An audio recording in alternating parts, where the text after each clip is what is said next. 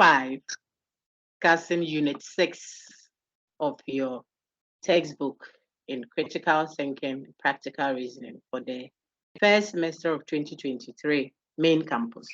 This is Group 6, Wednesday group.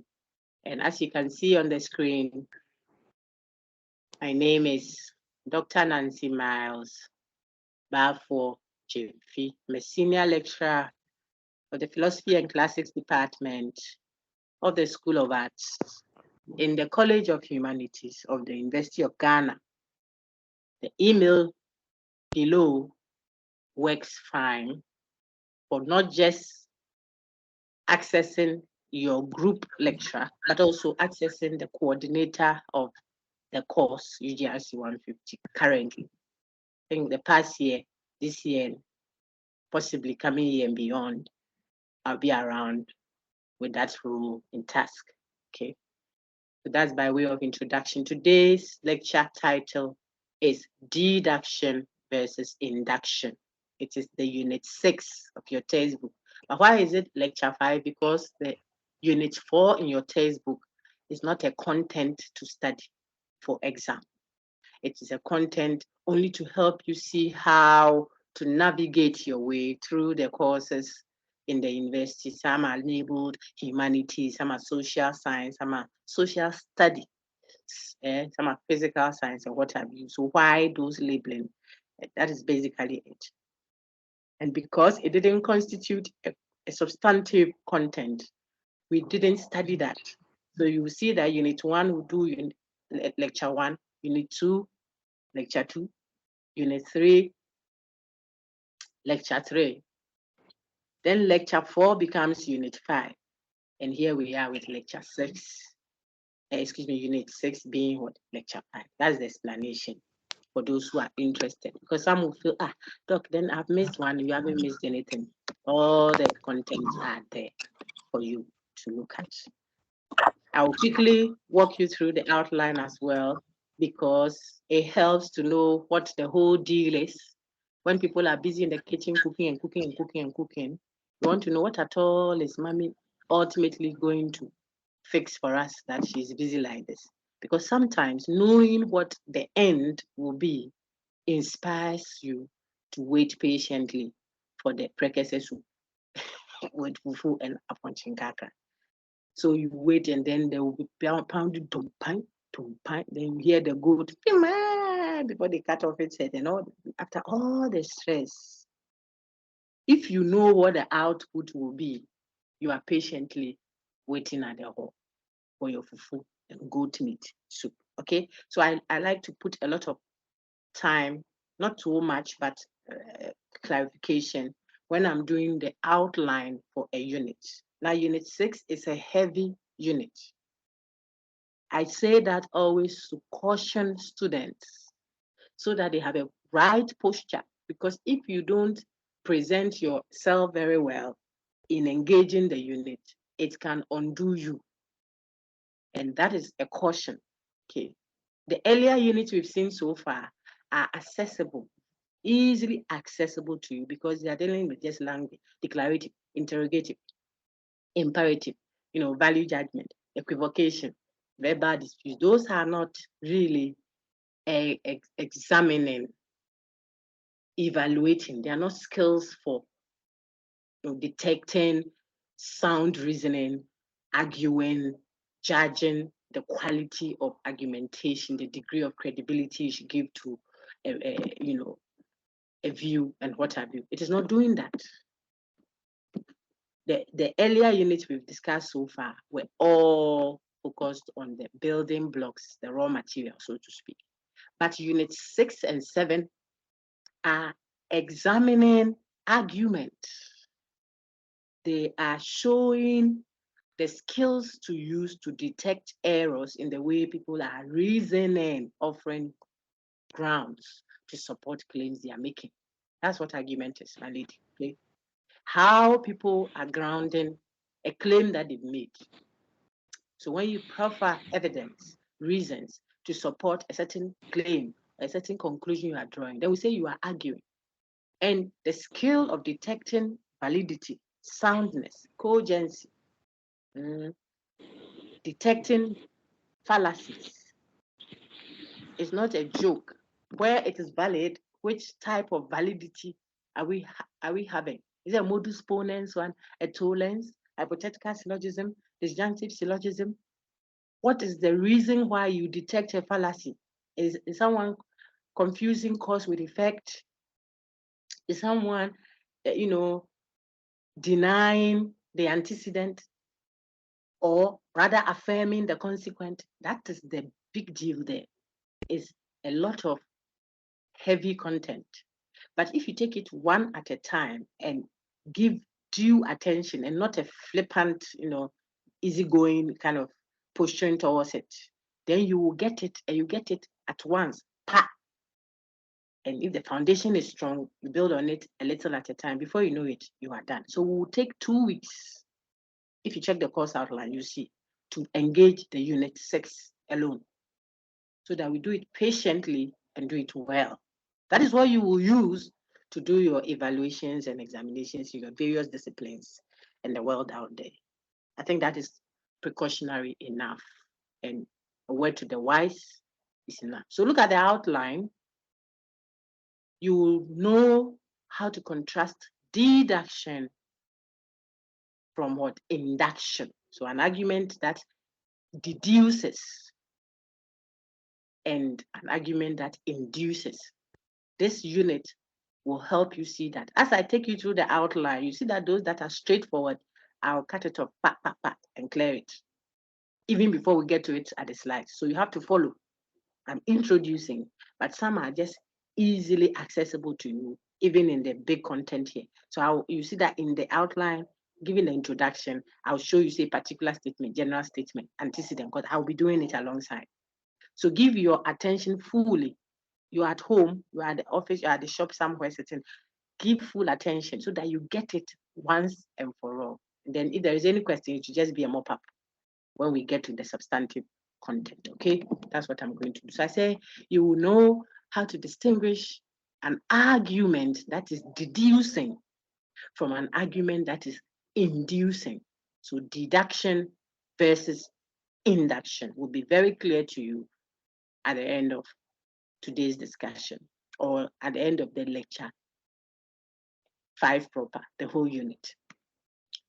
You will also know, for you to be able to get a clear understanding of deduction and induction, you will see that within that discussion, you will know statements that are described as particular and how that differs from statements that are described as general in nature. To do that, a student must only know what? The reference class and the attribute class. If you know the reference class and the attribute class of a statement, it can help you tell whether that statement is particular or a general statement. General statement is another way of saying generalization. You can tell whether you have a particular statement or a generalization if you looked at what? The reference class of a statement. What does this mean? We go quickly to that slide and tear that off, because it's not a big content. So to see on my screen now, let me have someone read. You should have a very good background so that your friends will hear you. It helps for learning. Raise your hand if you want to read.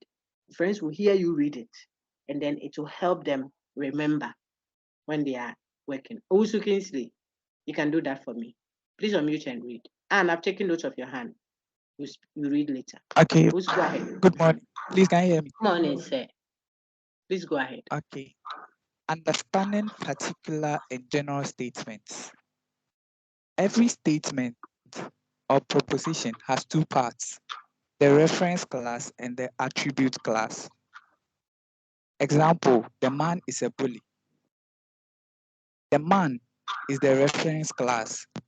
Since the man is specific, countable, and finite, we describe this statement as a particular statement. Example, men are bullies. Men is the reference class. Since men is not specific, not countable, and is infinite, we describe this statement as a generalization. Very good and well read. Now, let's explain what our friend Owusu just read. He says, if you see a statement, that man is a bully. The man is a bully. Those men sitting under that tree are bullies. In all these instances, the statement in question refers to a particular person or groups of persons. It's particular. How do you know that it is particular? Remember what you have learned in English. A statement has a subject and a predicate. If I say Kofi is a boy, the subject is Kofi. You know that already. The predicate is a boy. The logician doesn't want to use subject and predicate because when we build on, you'll see. So the logician talks about subject and predicate differently. The logician will say, when you have a statement, what are you referring to? Reference. So if I say Kofi is a boy, I am referring to Kofi. The reference is Kofi. Who am I referring to? Kofi. Reference class. What are you attributing to Kofi? I'm saying Kofi is a boy. I could say Kofi is a lecturer. I could say Kofi is sitting under the tree. I could say Kofi is crying. These are all attributes, something I'm saying about the subject, the reference, Kofi. So in logic, you will say a statement, instead of using subject and predicate, you will say a statement has a reference class and an attribute class. Simple. Now, Owusu says, when you have a statement whose reference class, immediately in your mind, think whose subject, and then you are sorted. Okay. A statement whose reference class is particular, is countable. Let me use that first. It's countable. It's finite. Finite means you can finish counting it. There may be many. I could say all the 100 million men in that country are bullies. All the 100 million men in that country. That's what I'm referring to. That's the reference. Not all the, but what? All the 100 million men in that country. What have they done? Are bullies. So the bullies becomes the attribute. The reference is that long. See the reference class? All the 100 million men in that country. This is still specific, countable, and finite. If I wanted to test, I can test directly, can count them one after the other, or check them one after the other, and finish. Because of that, that statement is what? Described as a particular statement. It has a finite reference class, a countable reference class. Finite means it can end. So not only can you count it, but you can finish counting the reference that you made in your statement. That makes that statement a particular statement. So Kofi is a boy. On my screen now. So example 1, the disease is contagious. The disease. That's a particular statement. Can anybody detect another particular statement on the screen apart from one, which I have given? So put up your hand if you see one. Very good. I want more hands. I want to see if you are watching. Very good. Very good. If you can see another particular statement apart from the first one that I gave, keep your hand up. Very good. Very good. Very good. Okay, so let me take Efia Chum. Efia, show me one other particular statement you see on the screen apart from the first one. The disease is contagious. Just unmute and show me. Okay, the liquid in that ball is poisonous. Very good. That is correct. Well done. I want someone else. I would take Alan Jonathan. Alan, please unmute and ask and show me another particular statement apart from mine and if yes. Hey, Madam, Kofi is the new SRC president. Well done. Correct. I still can see another particular. So I will take Bridget Bacha. Bridget, unmute and show me another particular statement you two can see.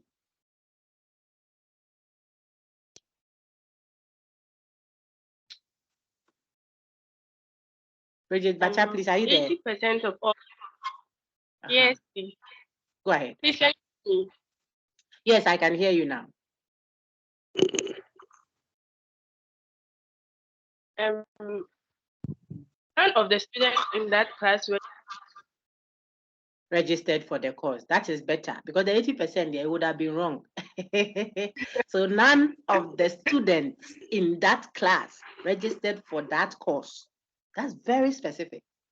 Countable. Has a finite reference class. The reference class is none of the students in that class. That's the reference. None of the students in that class. So it's particular. You will then see that example 7 is also particular. All the voters interviewed. What have they done? They said they will prefer a recount of the ballot. Which people are you referring to? All the voters that were interviewed. I have a specific number of voters in mind. I said all the voters interviewed. So it means that I have a specific group of voters in all the voters interviewed. Okay, so if you saw that, then you have polished up how to know particular statements. 1, 3, 5, 7, 9. Finished. All the others are not particular. So we will go then to the next information that you should have. Back to the screen that Owusu read beautifully for us. We know particular statement.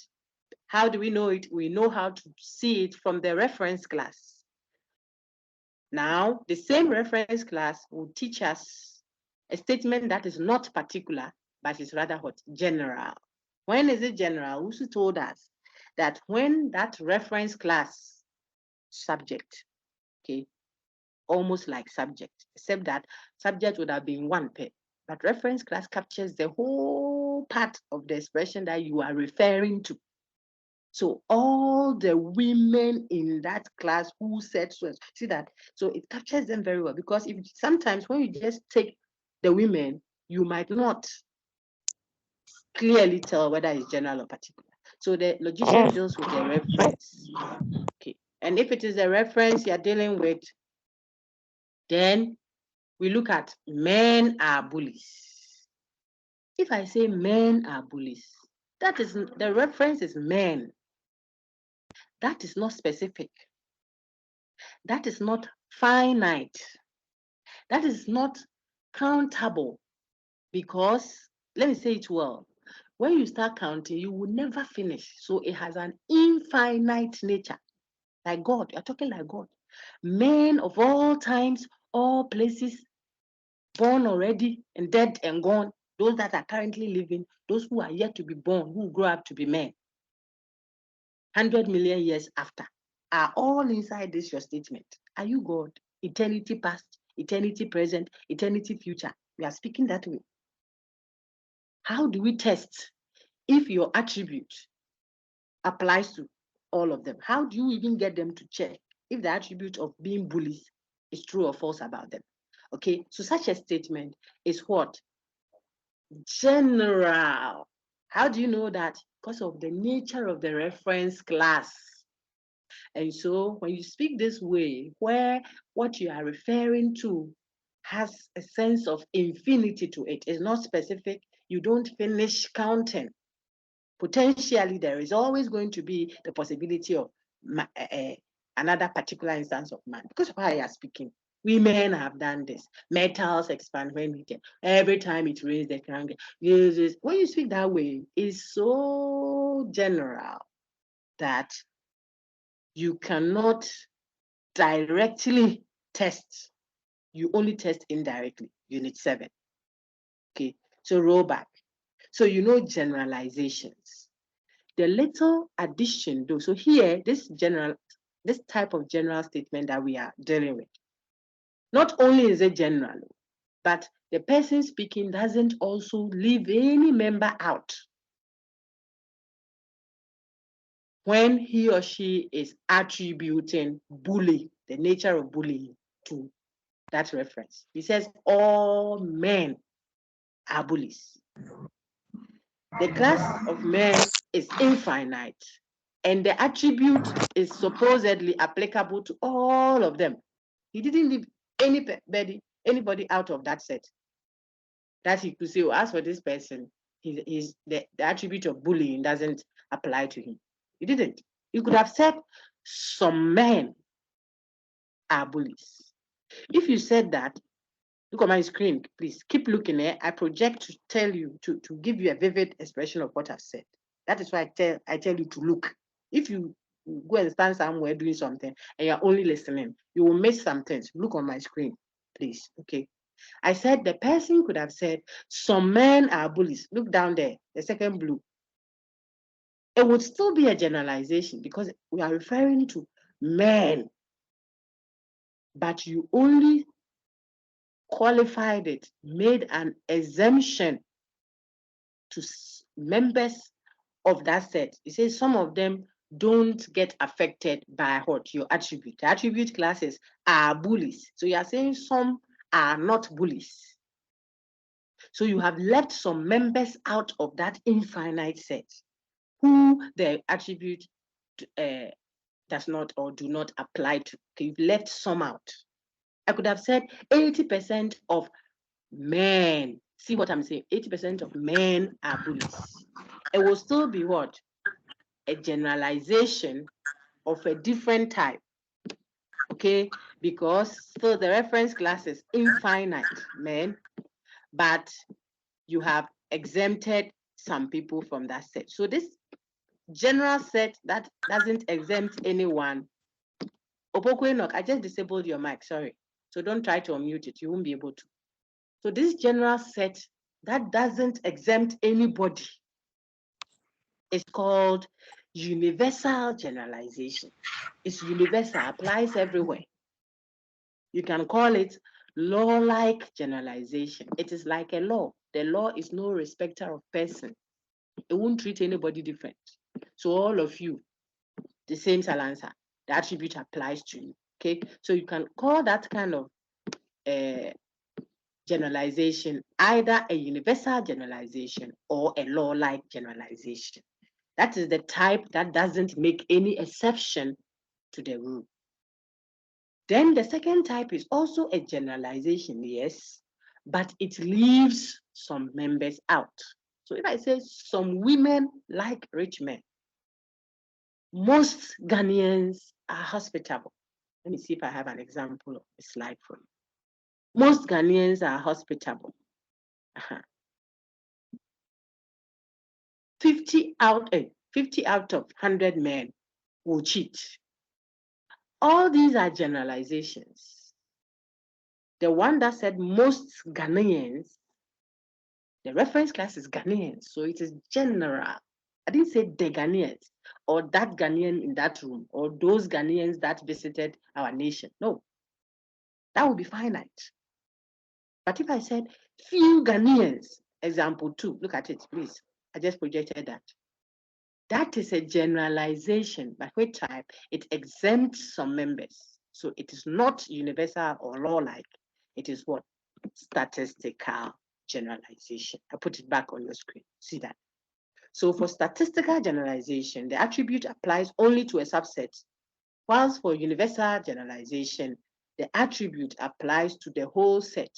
But in both cases, they are generalizations because we are dealing with what? An infinite, not specific, uncountable reference class. So you can now distinguish not only what, back to my screen here, not only particular versus general, but you can also distinguish the types of generalizations. And all you need to do that in the red ink down there, all you need to do that is to what? Note the reference class. Now, if so, then example 2. Is it general or particular? We all know that it is general. What type of generalization is example 2? Law-like or statistical? I want chorus answers. I'm trying to make an assessment of the class. So you can unmute. Statistical. Statistical. Statistical. Madam, is statistics. Very Statistical good. Well generalization. done. Correct. How about you? Very good. How about example 4? Is this Statistical, madam. law-like or Statistical. I'm coming? Law like. I'm Example 4 is law like. very good. Law like. It's law-like. Yeah, four is law like. Example Law 4. like. It's law-like. Very good. No, it's law-like. Universal. Yes, it is. Yes. Yeah, it's law-like. Law-like is the okay. Law-like. This is the spelling. Look on my screen. This one. Law, like a law.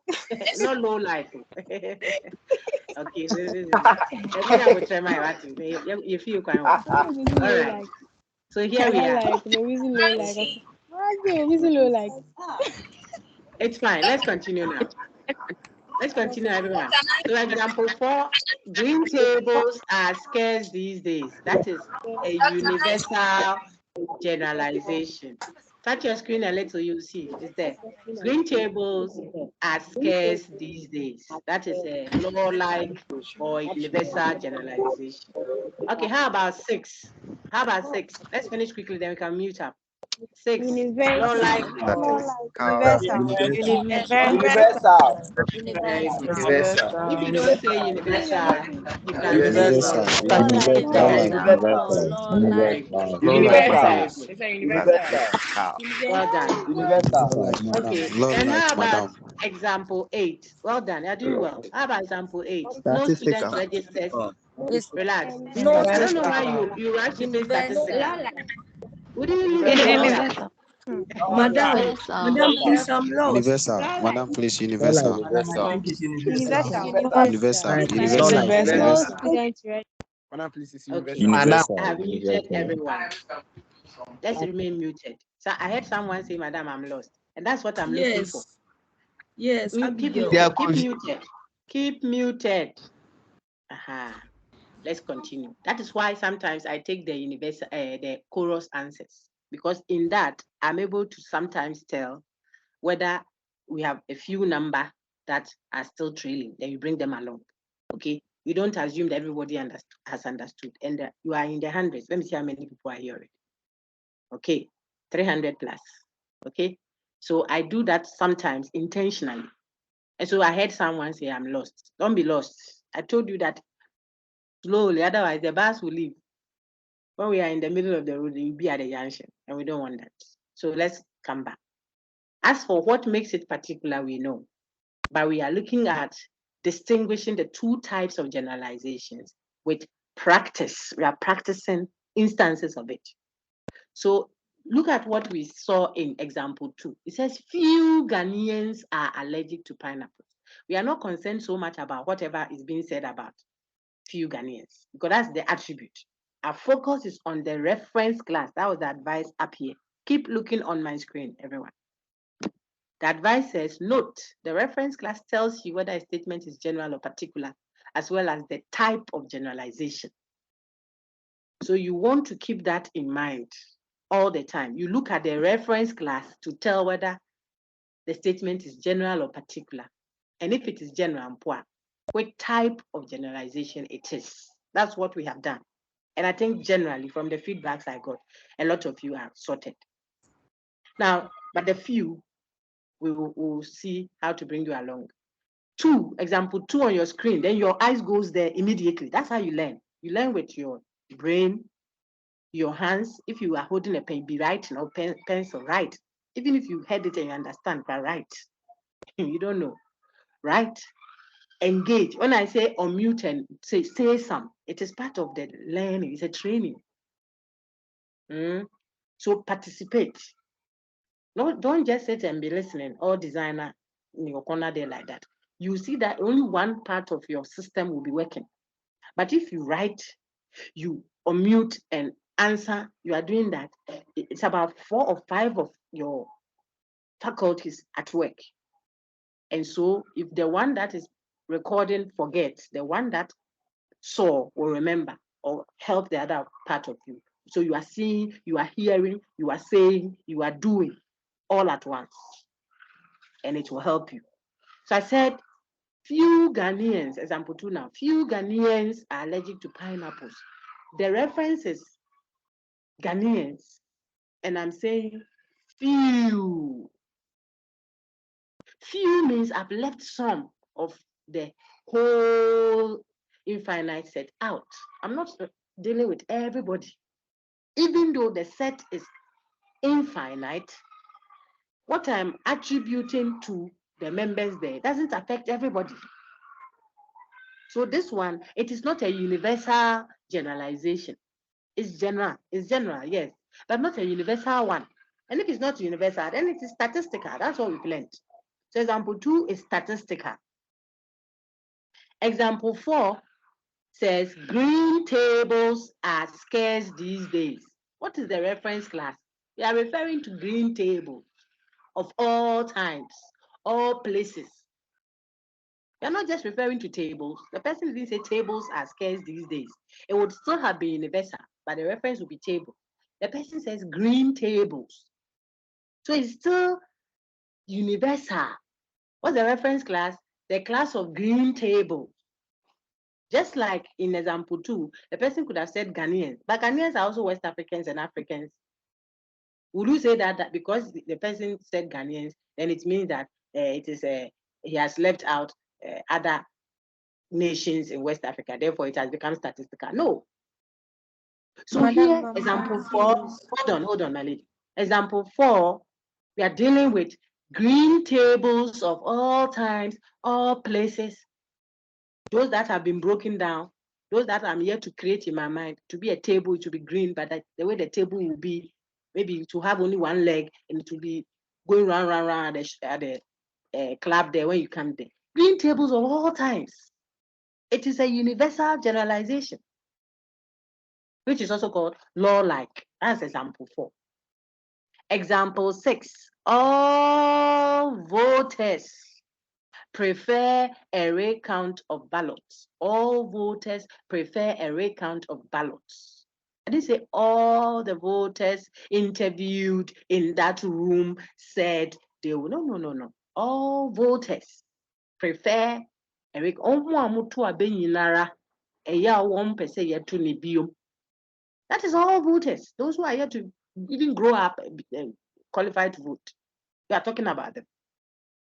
Some are not even born. Your great grandsons,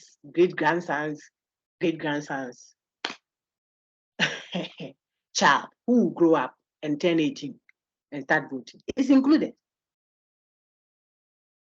Potentially, from the way the person is speaking, that's why we say the person is speaking like God, infinity. When you say women are like that, that's what you are saying, or you don't know. It includes your mother and your pastor's wife and your imam's wife that you revere so much. You are talking about it includes Holy Mary. Holy Mary is a woman. You see that? So the person thinks he has vim and he's just opening their mouth, apologies, jaga, and talking. Politicians are corrupt. Oh, as for Muslims, they are like that. You don't know Arabs. Christians, they're this. Oh, a Christopher. Yeah. How many have you met? How many? The people that come from here, they are like this. So and so people, that kind of speaking is for, let God speak that way. He is part of eternity past, eternity present, eternity future. Okay? So if we, limited and finite in our knowledge, speak that way, it is only potential. That's what we did in the normative versus the empirical. That's why it can fail. All metals expand when it. Whenever you throw a ball up, it will come down. Anyone who grows in a broken home will become a social deviant. Whenever prices of goods and services are increased, quantity demanded for. All these from econs to social, you saw what I did. I moved from econs to sociology to physics department and came back. These are generalizations of the type that doesn't leave anybody out. We told you there. They are law-like. They are like laws. That's why they can fail. Especially when you are dealing with an empirical matter, a matter that depends on observation. Did you create the world? It can fail, and it fails all the time. And thankfully, a serious scientist enjoys and celebrates that failure because then now he knows something rather for certain, that asumua, not all metals expand when heated. Not knowing it isn't every woman that will deliver in 9 months. It's possible that my troubles will begin 7 months after pregnancy. I better start looking for money to take care of the child. We get to know better. So take note. All voters prefer a recount of ballots. It's speaking about everyday terms. All voters. That is what makes it what? A generalization. Compare that to 7. All the voters who were interviewed said they will prefer a recount of the ballot. This one is directly testable. Example 7. Example 6 cannot be tested directly. You won't get all of them to test. If I say women are cheat, how will you directly test women are cheat? When some women are still majua, you know majua, spermatozoa in people's loins. When I asked Adam, God and Adam, me, was I in that Adam's garden there when he was sinning? I wasn't there, and I'm not sure you were there too. But when Adam was doing that, committing that sin, you and I were in his spermatozoa there, people. So we have all sinned, for all have sinned. Just for you to see the potentiality of what is happening. So when you speak in a certain way, it is infinite. It doesn't leave anyone out. The same way when Christ also came to redeem us. When he was dying, I died with him. How does that happen? If I believe, I'm speaking Christian faith now. If I believe that he died for me, then when he was dying, I died with him. He didn't push me into water. I am dying with him. I'm just symbolizing it. And I've resurrected. So I have his perfection. It is in it. Go back. Here we are on the screen again. Okay. But if I had said all the voters there, the voters who were interviewed, that one has specificity, specific. So it is not in contention. That one is particular. Look at example 10. 80%, I will do the 8 and 9. Let's look at 10. 80% of all retailed stones are not real diamonds. 80% of all retailed stones. All retailed stones, generalization. But I am qualifying it, making an exception to that set. Which ones? 80% of them, not all, even in that infinite set, I tell you, not all of them. If we were to be able to put them to a basket, not all of them will be real diamonds. So this is a generalization, but which type? The statistical one. I could have said, look at example 10, I could have said 80% of all the retail stones in my mother's shop are not real diamonds. I've changed the statement. I repeat it, 80% of all the retail stones in my mother's shop are not real diamonds. Will that become general or particular? I want a chorus answer. Particular. Particular. Particular. Very good. Very good. You see the difference now? Oh, and Brian. Come and put plenty salt in our food. It will be particular. That simply means we can directly go and test and see, people, if my mother's shop has 80% of retail stores that are not there. We can test it directly. We can go there, observe, take one after the other. Because I said 80% of all the retail stones in my mother's shop. The reference has changed. The reference has a focus now. It is specific, finite, countable. But when I spoke the first time, this one that you see on your screen, which says 80% of all retail stones are not real diamonds. I'm speaking in the generic sense of it. Retail stones, all retail stones that are sold. Retail means they are selling. So all retail stones, when you take 100 of them, 80 will be fake diamonds. That's what the person is saying. It is in the everyday tense, and it will never end. So this one is a generalization, yes. But because the person didn't say 100% or all, but made an exception, left some out, a subset, this is a statistical generalization currently as you see on the screen. So don't think that when you see 80% pay, it means that it depends on the reference. I could have said 80% of all the retail stones in that room. It has become particular, but the reference has been restricted to particularity. Now, 8 and 9 has the same nature, like the 6 and 7. So 8 says no student registers unless forced. It means, and I'm going to introduce something even as I'm explaining, see, it means if you get a student per year, they won't register unless you force them. This for every day. Universal. Any student you get will not register that unless you force them. You don't know what is wrong with this student. See, I said this student. But the person will say, no student registers unless forced. It means if student, then not register. But look at 9. Example 9 says, none of the students in that class registered for the course. It's example 9, general or particular. Particular. Particular.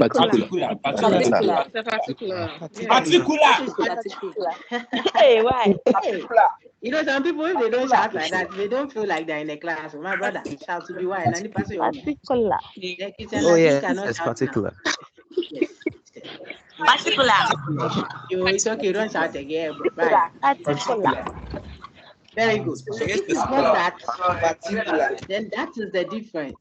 Okay, so knowing, first of all, whether it is general or particular, you look at the reference class.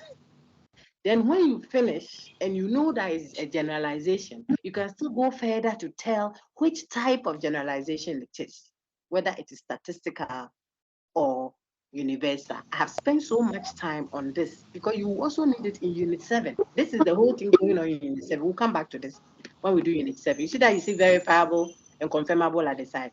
This is when you are dealing with it in Unit 7. You will come back to it. Verifiability, confirmability, directly testable or indirectly testable. Is it can you use it as evidence or hypothesis? That is the discussion going on in Unit 7, and it is all about the reference class, which you are learning very well now. So you see that when you sit in Unit 7, you are so calm because while you have a homework sorted, business class, you're applying business. But if you are now going to learn, apologies for my sister, but argument, struggle, you struggle, and I don't want you to struggle. So get it well.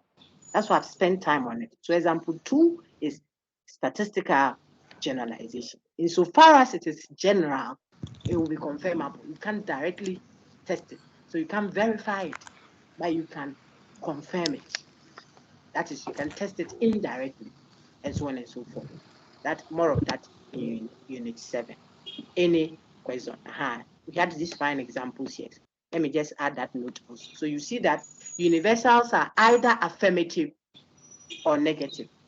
When I say universals, universal generalization, which you now know very well. Plenty on your screen. I want someone to read, so I take a sip of water. Anybody wants to read for me? The hands are many. Now there are 70. Who's Kinsley? Oh no, who's you spoken with? Let me take Precious Chew. Precious, forgive me if I crucified your surname. Please unmute and read for me. Universals are against the screen. Okay. Universals are either. Are you? Hey, Precious. Are you the one? With, Precious. maybe his Precious is on Precious is a Precious. Precious, I will be. Hey, Precious. Precious will be a lady. Don't mind the brother. He wants to. Okay, Precious is not able to. She's reading. Precious, go ahead. Universals, yeah, universals are Please hold on for a minute. I've muted everyone. I want to take. Redeemer, why have you unmuted again? And I don't want to disable your microphone. So. Okay. I want someone who has a very good background so that it will help you to hear clearly before I elaborate. That's why I do that. Okay. So please don't unmute. Precious, read and let me see. So I think your background is a bit noisy. Universals are either affirmative or negative. Universal affirmative. Ghanaians are hospitable. Christians worship on Sundays. Alcoholics are womanizers. Ghanaians approve of same-sex marriage. Very good. The universal negative. Yeah.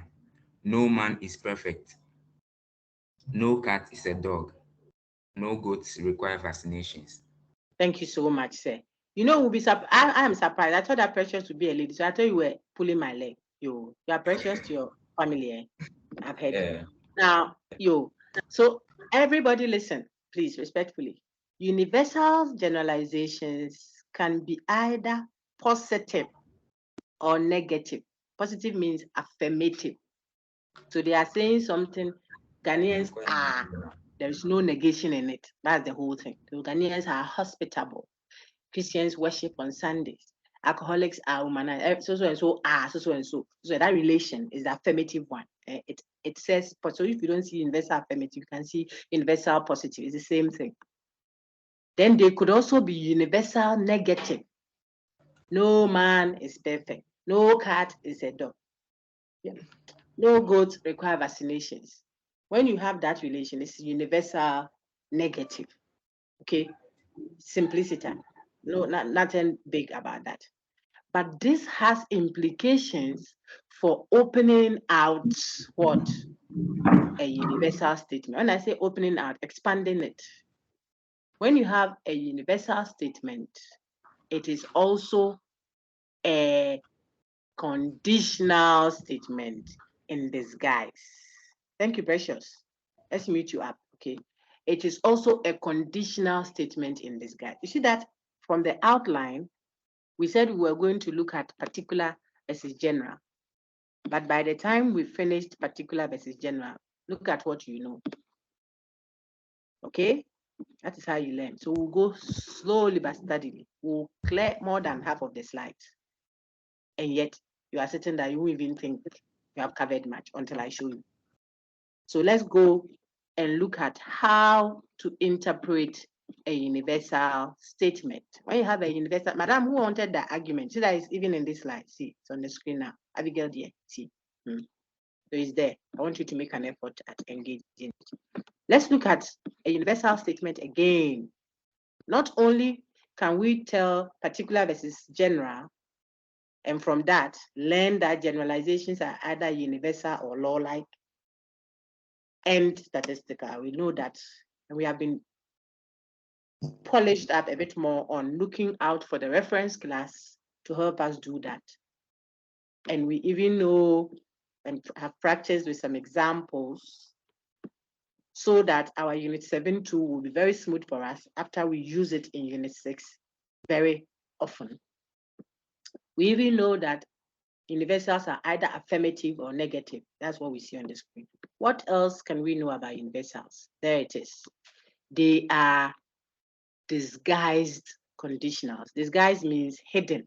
But in what a rich guy, for example, who will present himself as a very simple person, doesn't want, too many people giving him false fans. And so it can present as if it's saying all men are bullies. Universal generalization. Every student cheats. Look on my screen, please. But you can expand that to have what? An antecedent and a consequent. Wow, yes, there we are. When I give you a universal statement, it is also a conditional. So what is a conditional? an expression that has the form, if so and so and so and so happens, then so and so and so and so will follow. All women are cheats simply means if X is a woman, then X is a cheat. These things are not actualities. You want examples that you can easily remember. All men are bullies means if X is a man, then X is a bully. Politicians are corrupt means if X is a politician, then X is corrupt. X represents any variable. So we can put in a name, a place, a thing, what have you, okay? If X is a man, then X is a bully. All men are bully, that is, okay? Jeremiah, please, I've had to disable your mic. The background is not helping me. I just did that.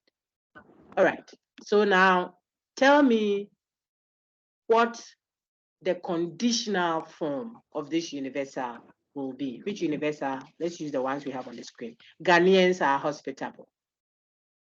Use if then and use the variable X to expand it into what? A conditional statement. How would it read? All of us. If X X is a and Ghanaian, X then X X is is Very good. Everyone got it correct. Please, everyone who spoke got it correct. It is just the network. People hear earlier than others. But you will see that we got a uniform answer. Very good. How about the second one? Oh dear. How about the second one? Christians worship on Sundays. Christians worship on If Sunday. X If X is Christians worship Sunday. meaning that those who worship on Sundays are okay, Christians. very good. So Hey, are we please, doing I'm that? lost Oh though. dear. No, you shouldn't be lost. You should follow. Okay. Every day you are lost. Oh, don't say that. Don't say that. That's an unfair comment. Please, everyone, hold on. Hold on, The please. chorus That's answer, we don't get it. Please, if you don't get it, you have to ask. I am teaching. I need to engage a majority of the class. So there's a time for that.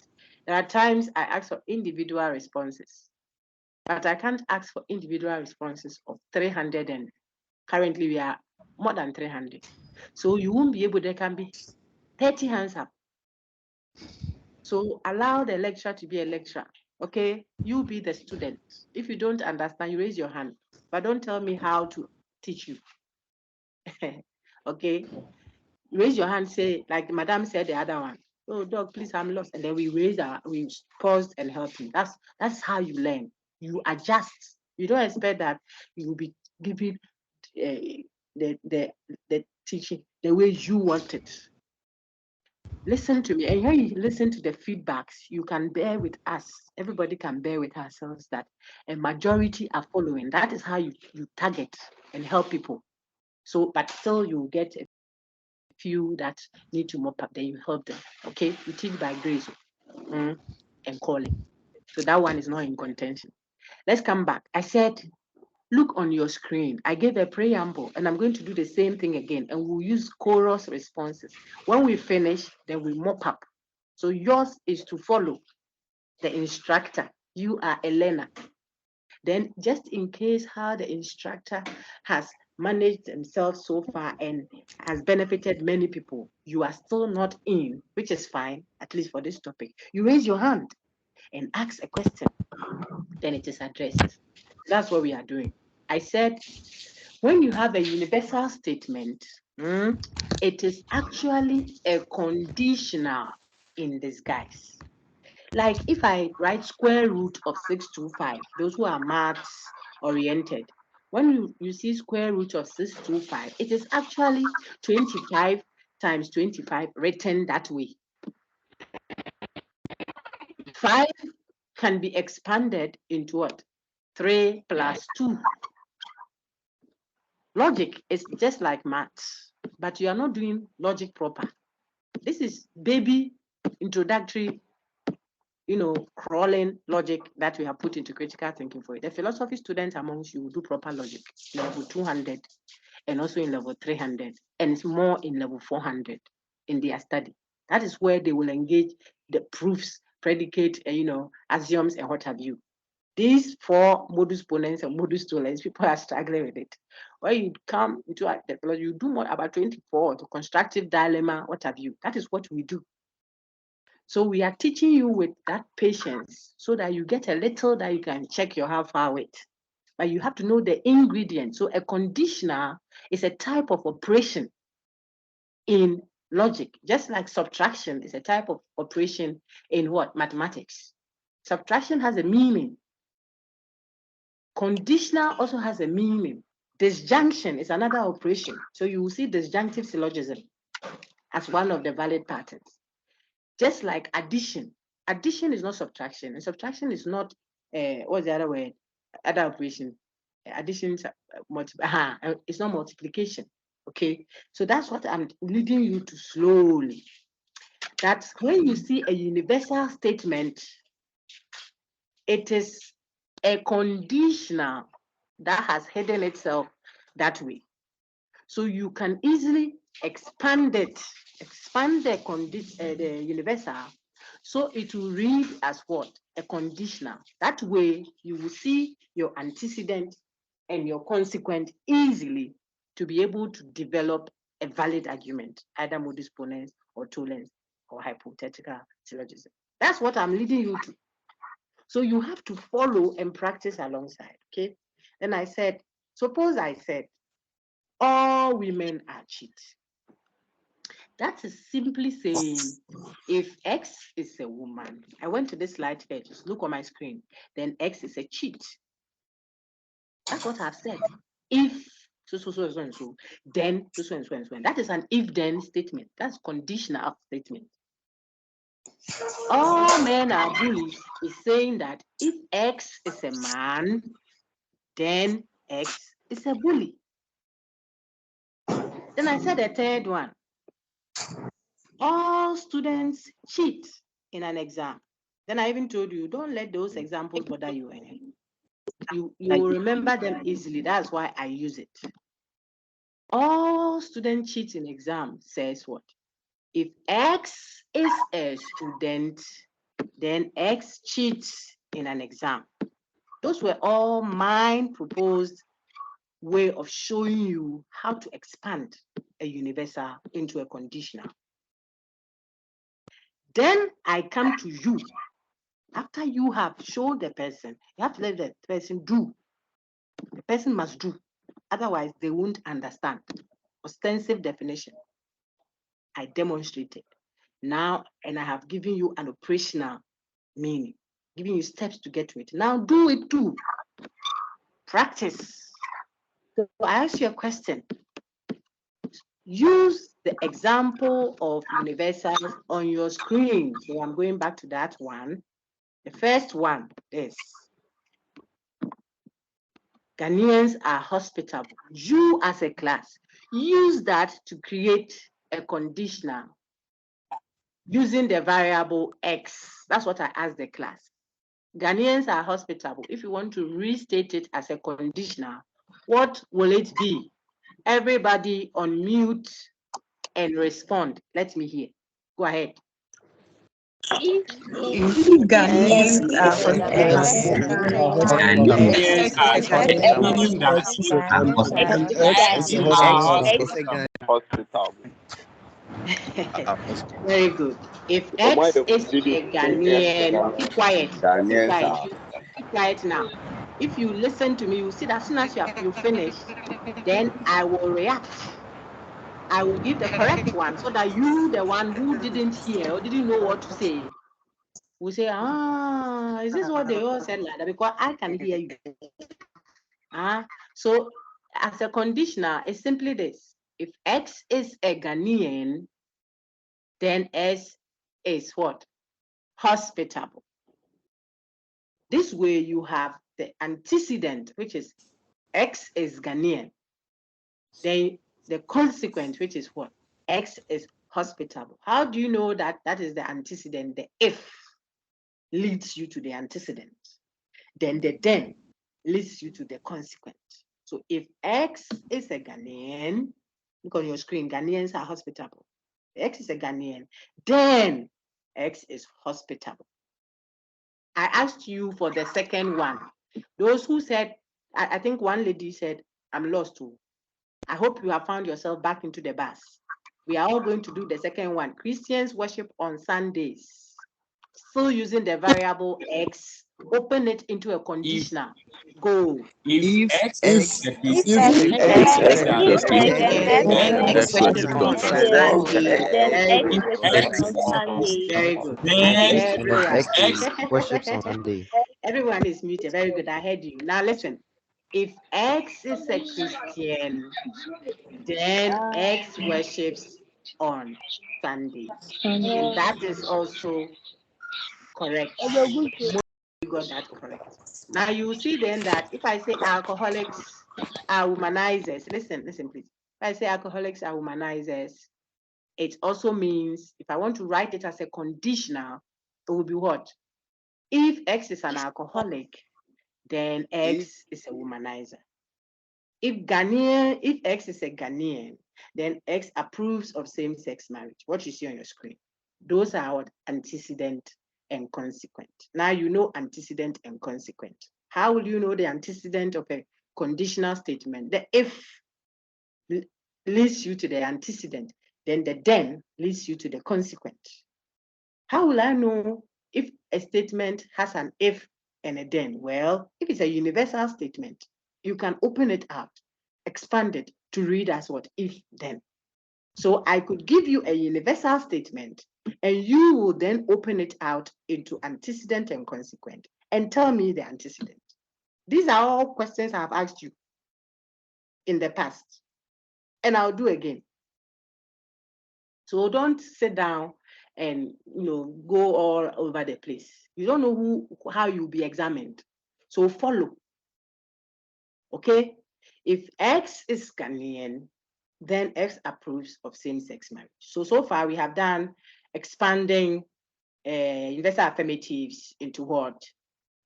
Conditionals. But you can also be required to expand universal negatives into what? A conditional. No man is perfect. Listen attentively. Becomes what? If X is a man, then X is not perfect. If X is a man, then X is not perfect.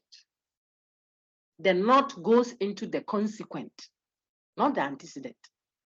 So if I say no man is perfect, I'm saying if you see any variable called man, that man will not be perfect. So the negation goes into the consequent. No cat is a dog.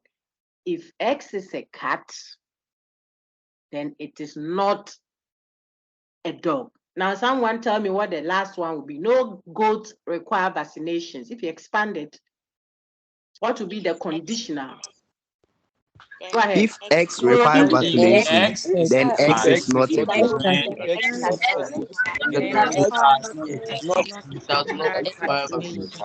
If X is a good, X does X not is a if good, require. then Very good. Thank you. I've muted all. Yes, I've muted all. I had two wrong answers. The rest were correct. So listen, it has to be if X is a goat. You see that? Look at the expression is no goats require vaccination. Yep. So if you're expanding it, it has to be if X is a goat, then X does not require vaccinations. I heard one brother say, if X does not require vaccination, then X is not a goat. That's wrong. Hey. And you will have a possible answer like that. What is that? So, and someone also said, if X is not a goat, then S requires vaccination. That is also wrong.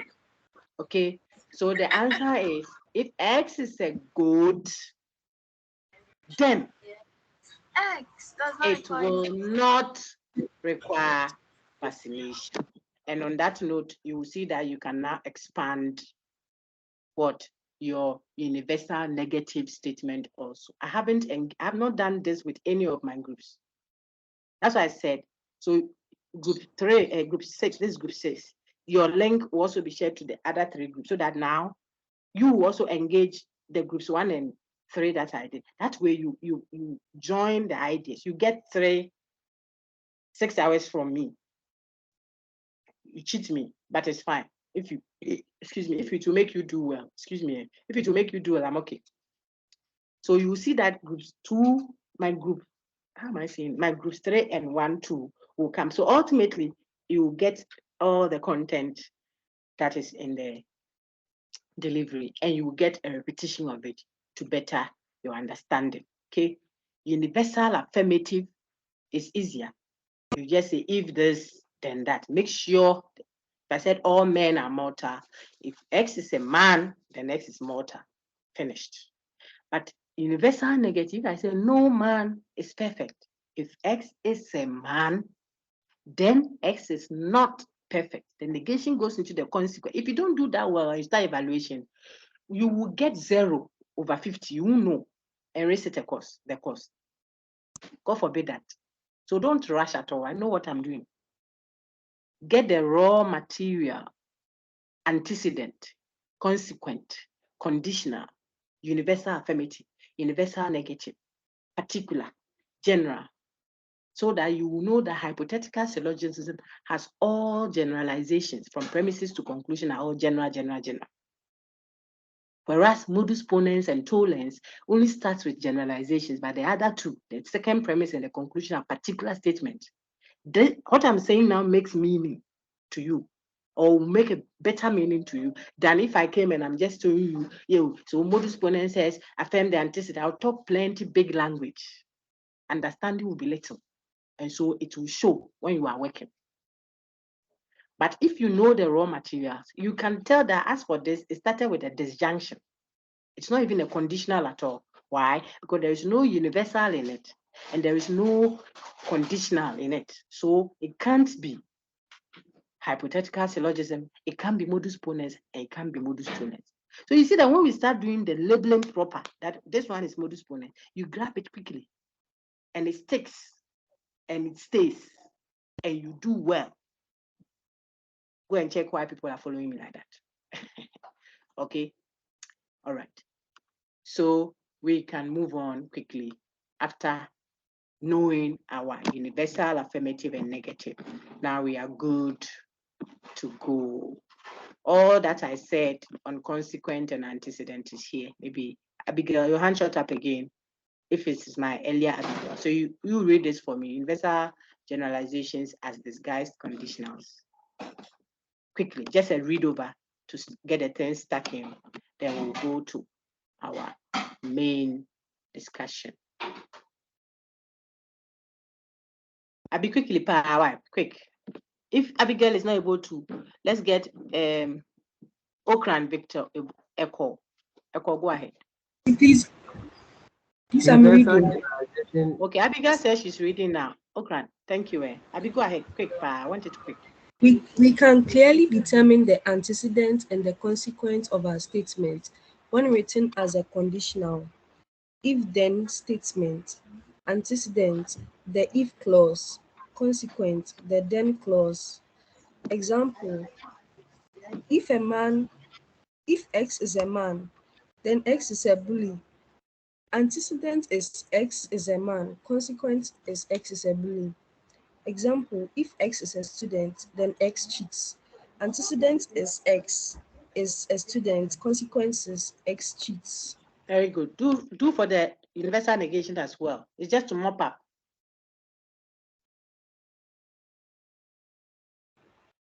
For the expression no man is perfect, the conditional form reads thus: if X is a man, then X is not perfect. For the expression no cats are dogs, the conditional form reads thus: if X is a cat, then X is not a dog. For the expression no humans have feathers, the human form reads thus: if X is a human, then X has no feathers. Okay, so the conditional form was what reads that way. Very good. And so we have cleared antecedent, consequent as well. You know conditionals. You know generalizations. Take note of the word syllogism also. you will see it. You heard me say disjunctive syllogism, hypothetical syllogism, both of which express a type of valid deduction. Okay, deduction that has been properly done, the correct ones, the valid ones that we will study. 4. Your book gives you only 4. Disjunctive syllogism and hypothetical syllogism. But I'm telling you that modus ponens and modus tollens are also syllogisms. So all the 4 valid deductive patterns we study are syllogisms. So what is a syllogism? It simply refers to a deduction, a reasoning, a certain way of arguing deductively, where you deal with what? 2 premises, 2 reasons, and 2 premises leading to one conclusion. When you have 2 premises leading to one conclusion in a deduction, we will call it a syllogism. So modus ponens has 2 premises and a conclusion. Modus tollens has 2 premises and a conclusion. Hypothetical syllogism and disjunctive syllogism themselves also have what? 2 premises each and a conclusion each. So when we say we are dealing with a syllogism, it simply means that if I say, since she was the last person who left the room, therefore she stole the laptop, I have only one premise leading to only one conclusion. That is not a syllogism, even if it were valid. It's not even valid. Okay, so just cut that also off, and you are so clear in your mind that you are working with so and so. Then a note on interpreting negation. Something I shouldn't even touch on, but I want to, because students, I don't know, sometimes people get, when you have an original statement which is positive, then its negation will be what? Negative. And then if the original statement is negative, then its negation will become positive. Nege.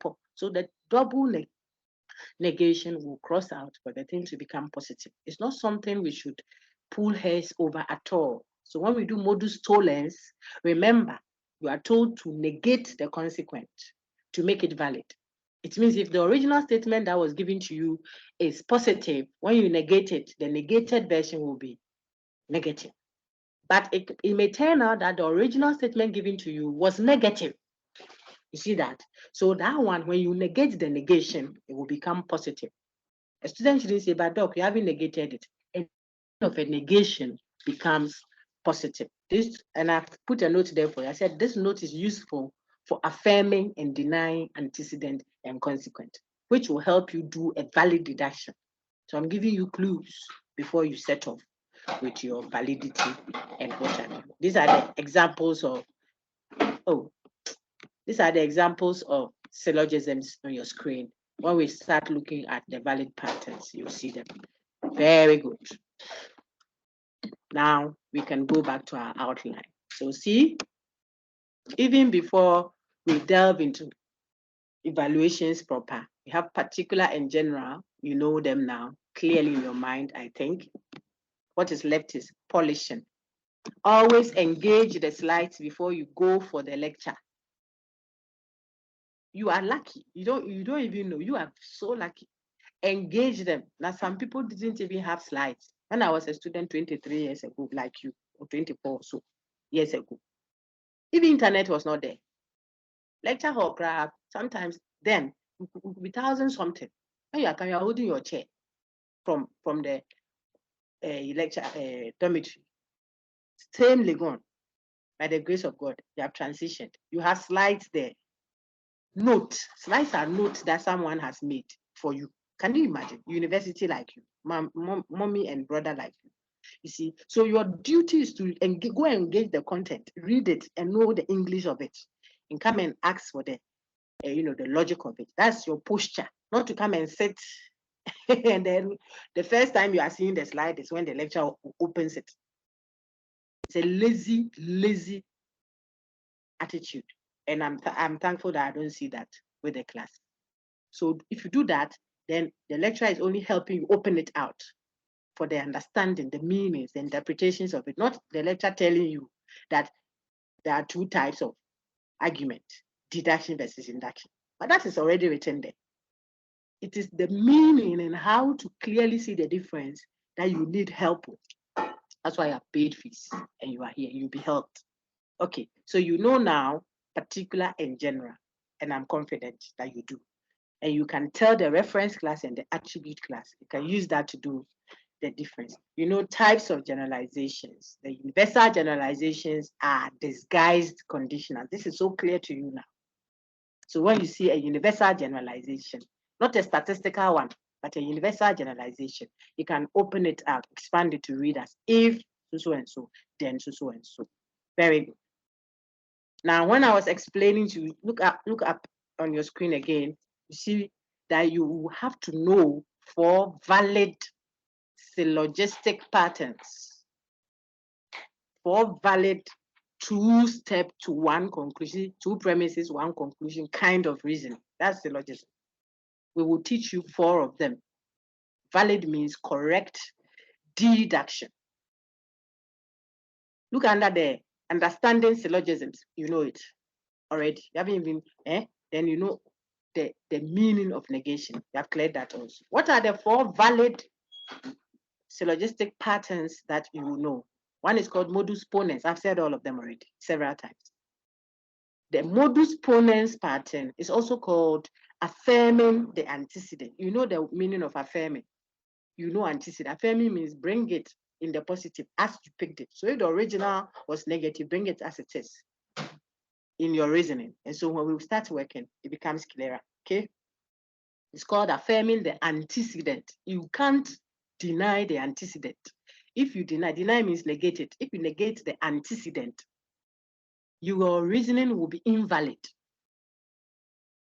What is antecedent? Remember, we just learned how to expand to create a conditional. And I showed you that the if leads you to the antecedent, then the then leads you to the consequent. It means that as soon as we are working with modus ponens and modus tollens, we are dealing with a conditional statement. If you wash my car, then I'll give you 10 Ghana. If you love me, then you will obey my commandment. If it rains, then the ground will be wet. These are all antecedent, then consequent kind of statements. This conditional statement is what you will develop, you will pull out and create valid patterns from, and we will learn them for the second half of our unit 6. But you have to already have a fair idea of what modus ponens will be, what modus tollens, the second one is. Look on the screen, it's also a modus, but it's a tollens. It negates the consequent to be valid. So now you see the point.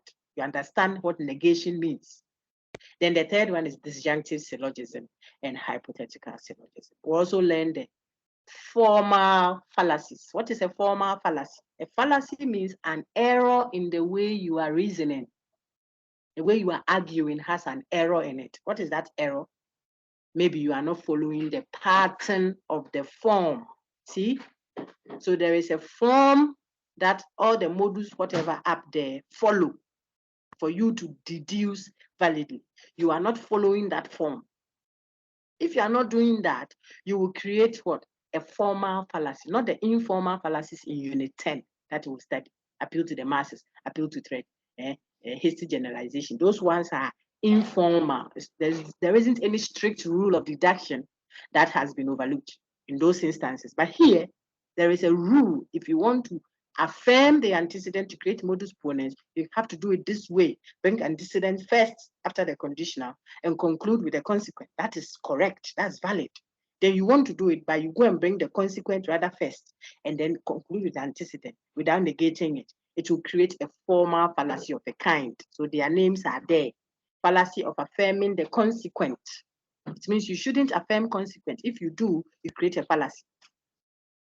Fallacy of negating the antecedent. You should not negate the antecedent. If you do, you create a fallacy. False hypothetical syllogism as well. And you will have to know valid arguments and how it is distinct from sound arguments. Any questions? Let me lower all the hands, and then that way I will tell if this is a question or it is not. So I lower all hands, and then now I'm asking any questions. Daniel Ofori, go ahead. Madam, please, good morning. Good morning, sir. Madam, please, I want to know if universal statement is same as universal affirmation. How about universal negative? Madam, for that one, I'm okay. So you can say that, you can see then that you can't say that human beings are the same as men, because there are women also. That's the answer. So universals describe all of them, but you can have the affirmative one and also the negative one. So they are all universals. What makes them a universal is what we discussed extensively. Their reference class is infinite. Okay. Thank you. Wisdom, go ahead. You're welcome, sir.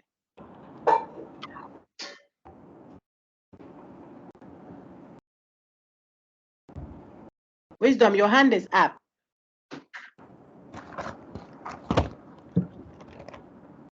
Evelyn, please ask your question. Types of generalization. One example, you said green tables are something. But are costly these days. They are costly these days, yes. Yes. But Madam, please, I was a little confused over there, because if we are talking about tables, can you finish counting green tables, my dear Evelyn, of all times, all places? Okay, no. That's the answer. So it is in how the person is speaking. It's infinite. You will never finish counting green tables of all times, all places, those that have been discovered, those that are yet to be discovered and created and designed. You won't finish. So it is in the language, the way the person is speaking. Okay? Just ask yourself that, will I ever finish counting? Infinite means you won't finish. Can you read that? That is why. Yes. If you only look at specific, the word specific, you'll get confused. Because if I say Ghanaians are hospitable, and you are thinking, but Ghanaians specific, we know Ghana on the map. That's why I've added all the others. Infinite. When I say Ghanaians, some are yet to be born. Some will be born 100 million years from now if Christ doesn't come. We're speaking about them. How do we test? Okay, so you got it now. Use the infinity of it. Okay. Any other question, please? You are welcome. It will benefit a lot of people. I know that issue. So thank you for bringing it up. Hello, madam. Hello, sir. If you could just raise your hand, it helps me a lot. But you go ahead. Okay, I have a question. My question is about the universal negative this thing. Universal affirmative. Yes. Yes. What have they done? But I'm talking about the negative side. Yes, please. What have they done? Okay, so the example is no cat is a dog. Yes, right. It means it's a disjoint. Don't worry. It means it's a disjoint set. Yes. If you draw a set of cats and a set of dogs, there won't be any intersection. That's universal negation. Yeah. Thank you. And there's another one that is no man is perfect. Yes, but please. Here's If you the case. Create a set of. I'm coming. Don't worry. Let me go there. Be patient. Don't worry. I'll take all the questions. It's important to clarify than just to be adding plenty when the person has need for clarity. So I'm on that screen now. Here is it. Okay. Yes, you can ask your question now. So we have hermaphrodite, which means yes. a person a male having. We are not saying it is true or false.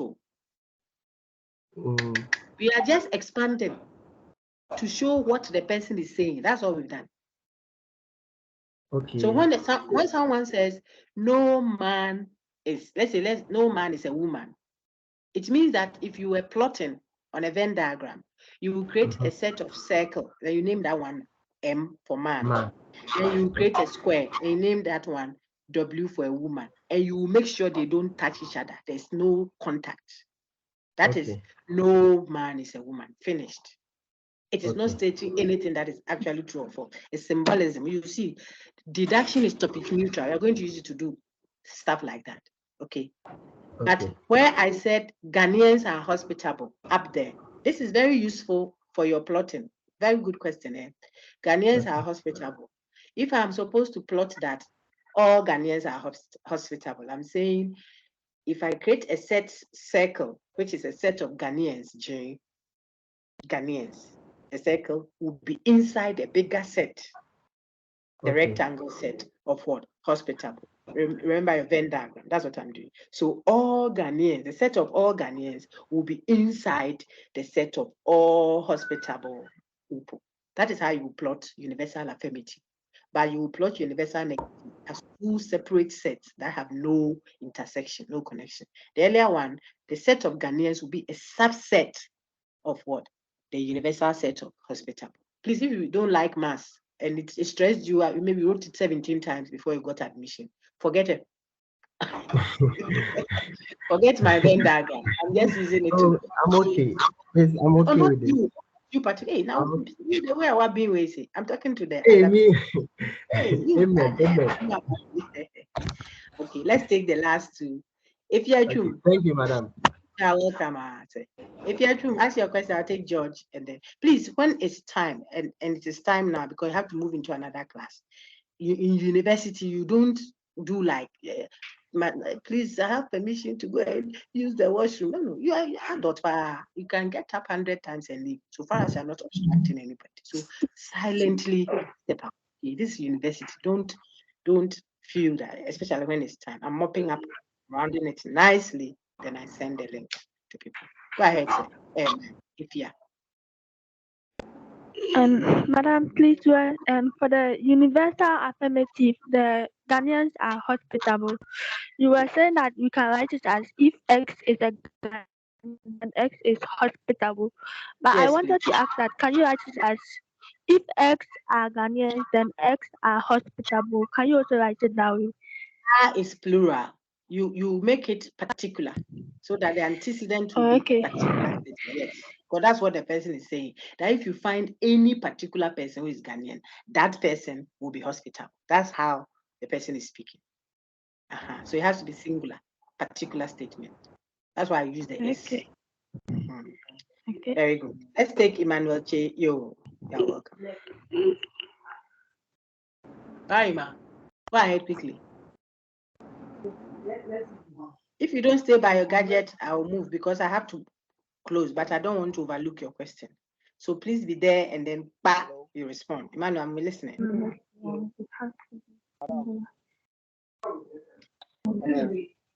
Emmanuel, please ask. I can hear you. Just ask your question.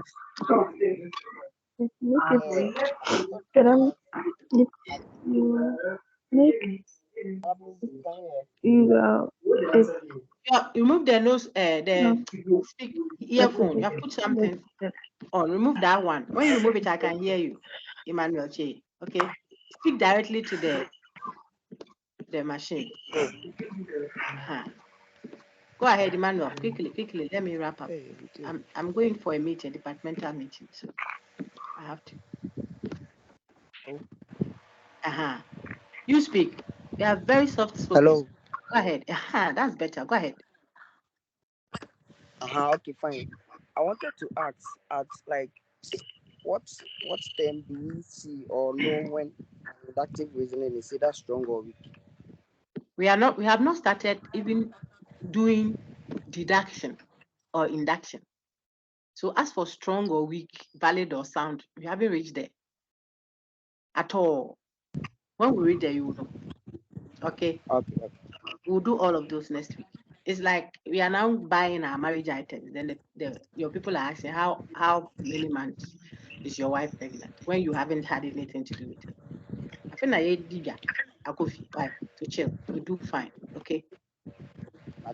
All right. You will say. Let's take George then Ketura, and then we'll be done. George, I muted your thing. There was a noisy background there, but I have allowed it now. So ask your question, please. You have to unmute first, please. Yeah.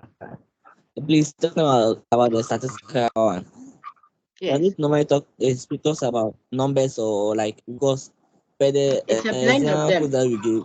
Yes, there is a blend. Look on my screen. I just projected that for you. See. So some of the time you have few. I can have 2 out of 10 Ghanaians are allergic to pineapple. Because you see most of the examples we're talking about now. figures and Some of co. the examples have done what, eh? Yeah, they can win and they are top 10. About figures and some numbers and Look on my screen now. Can you see my screen? please. How you gonna see more Do you see passion? example 2? Few Ghanaians. That's statistical. Yeah, yes, please. Then I example see 10. it is talk about few Ghanaians. Look at example 10. 80%. 10% of all retail stores. There we are talking about a figure. Okay. Okay, which means we talk about figures and as alphabet like figures But and go, right? say most and few are not figures. That's what I'm trying to say. That's why I'm responding the way I'm responding. If I say most Ghanaians are hospitable, there's no figure in it. And yet it's statistical. So then I can say few Ghanaians are hospitable. It's still statistical. There is no figure. Because I don't want to give you a false dichotomy. I could use figures and I'm still dealing with a particular statement. I could say, I could say 80% of the women still signed up right now will get A. Yes, it's the only women, yes. 80% of the women. I'm using figures. It's not even generalization, let alone to be a statistical one. So when we teach, by the grace of God, when you are very seasoned, you give clarity. You don't teach in a way that the person will think, oh, if I say a figure pay, it's statistical. Because I can use most and say most Ghanaians have done so and so and so. And I'm still speaking statistical. So what is the criteria? Is look at the reference class. Is it general or particular? All right. Very good. I like the all right. You can see that. Thank you very much. You are so welcome. Hey, Ketura, please go ahead.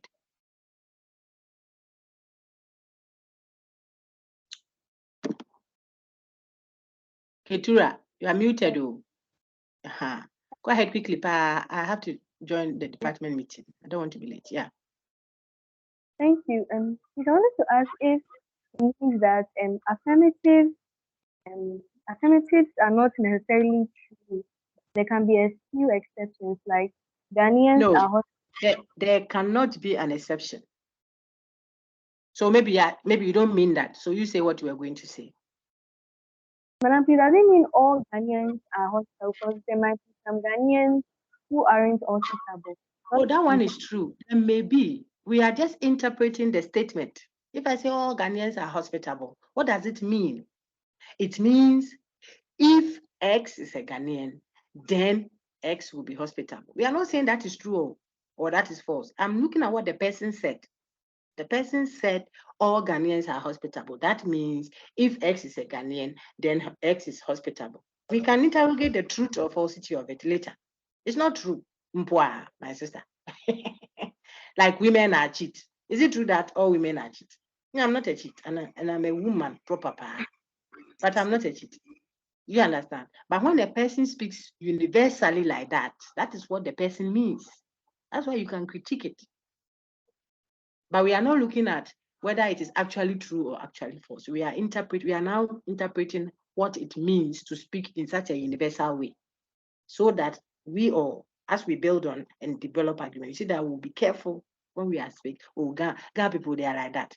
You yourself immediately say, okay, well, some. And then it means because you are learning. That's what critical thinking wants to do. My lady, okay, so when someone speaks that way, that's what the person is saying, not me. Media, I've not said all women are cheat. I've not said all Ghanaians are hospitable, because I won't be able to prove that directly. I've not even met a quarter of Ghanaians to come and talk about all those who are even yet to be born. They are not even born. When we are all dead and gone, 100 million years after, and Christ hasn't come, there will be more Ghanaians. So how do we even tell their hospitality ratio? Okay, so that one is not in contention at all. We are interpreting the universal statement and how to write it. I hope that helps, Kitura. And then, yes, finally, we take Adelaide. Wisdom, I beg you, I have to go. So Adelaide Nyame, go ahead.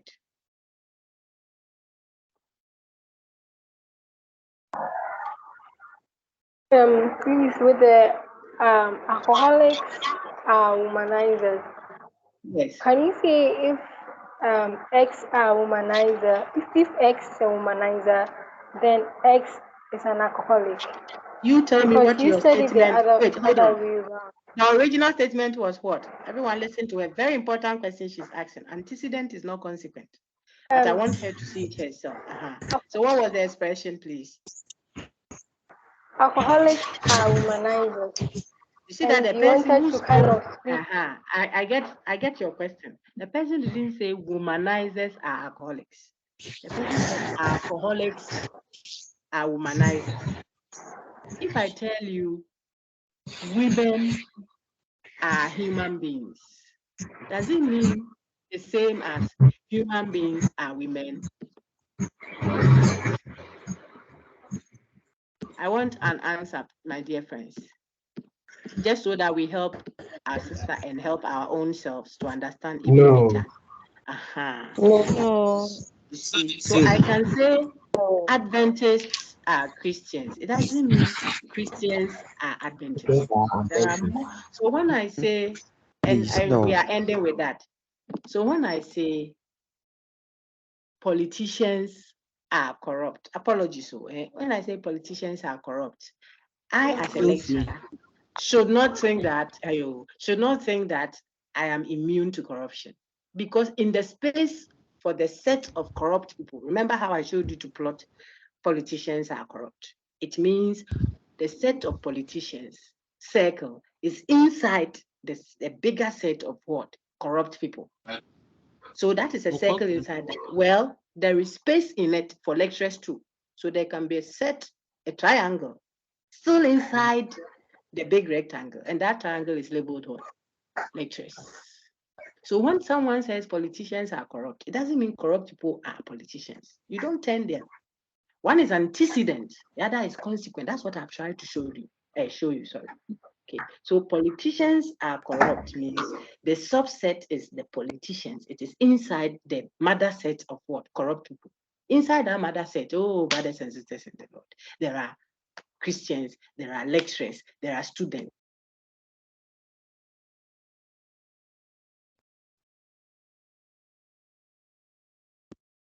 Fruits are mangoes. They're not the same. Most of the time, when people are thinking, that's how they think. So when they hear you say mangoes are fruit, a reasoning pattern that follows that, they think you have therefore said that fruits are mangoes. No. Inside the big set of fruits, you will have bananas too.